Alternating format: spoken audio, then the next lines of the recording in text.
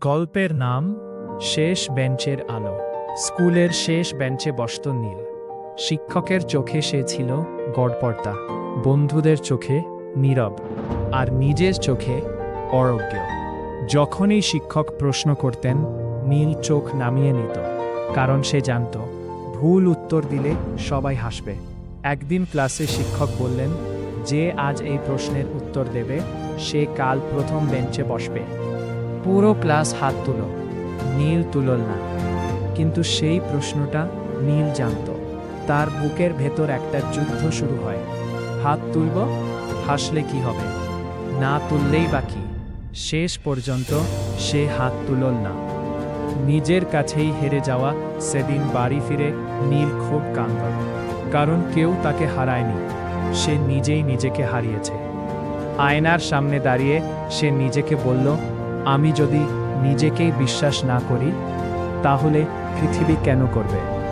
সেই রাতেই সে একটা সিদ্ধান্ত নিল, কাল থেকে সে চেষ্টা করবে, ভয় পেলেও।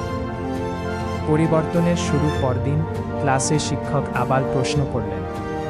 নীলের হাত কাঁপছিল, হৃদপিণ্ড জোরে ধুকপুক করছিল, তবুও সে হাত তুলল।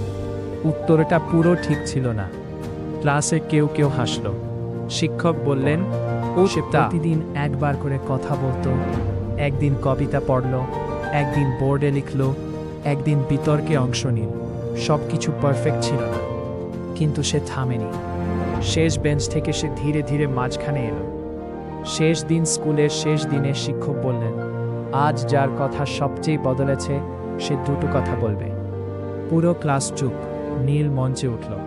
সে বলল, আমি সবচেয়ে পিছনে বসতাম, কারণ আমি নিজেকে ছোট ভাবতাম।